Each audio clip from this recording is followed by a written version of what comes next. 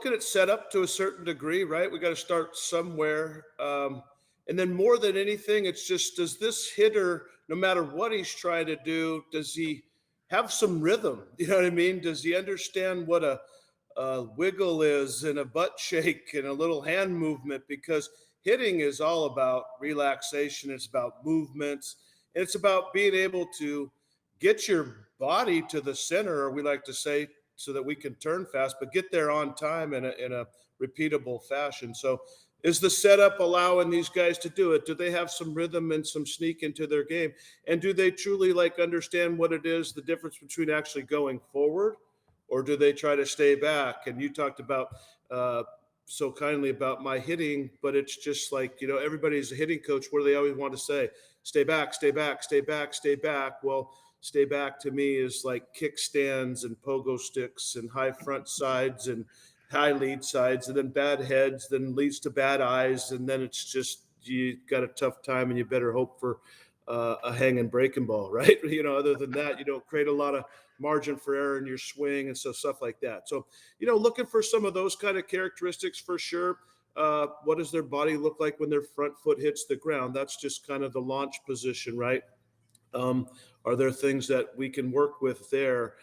Certainly a lot of things we can teach. Some things I've learned over time that are harder to teach than others. So we are looking for some of those characteristics. And then, we dig deeper too. Like, is he swinging at the strikes, Walter? And is he taking the balls and all that kind of stuff like that? And I try to tell our guys a lot, it's not always about what you are swinging at. A lot of times it's what you're not swinging at, and if we can be good at what we're not swinging at, then that's called leverage, and then leverage is like, hopefully equates to maybe more fastballs or more big whites of the plate, or, all those things that good hitters need to do, because the pitcher obviously is in control in a lot of different ways, right?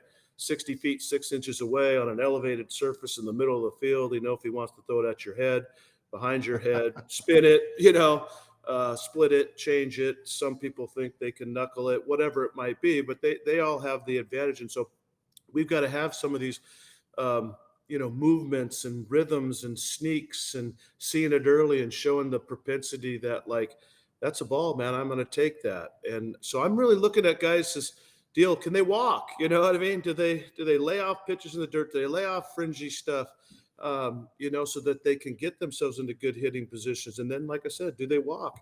Are they courageous enough to get hit by the pitch? Because, part of hitting or offense is touching first base, Yeah, we all like to run past it because that's a double or a triple or possibly a homer, but like there's just a lot of different ways that we can get this thing ignited.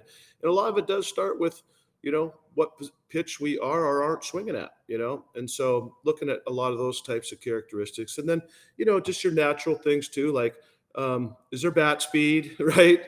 Can he swing fast and not hard? I didn't say hard, I just say swing fast. And a lot of that's the body position that we think we can teach them, and some torque and all that kind of stuff like that. But yeah, I would say that those are kind of some common characteristics that we're looking for just initially before we even start talking about, the swing or anything like that.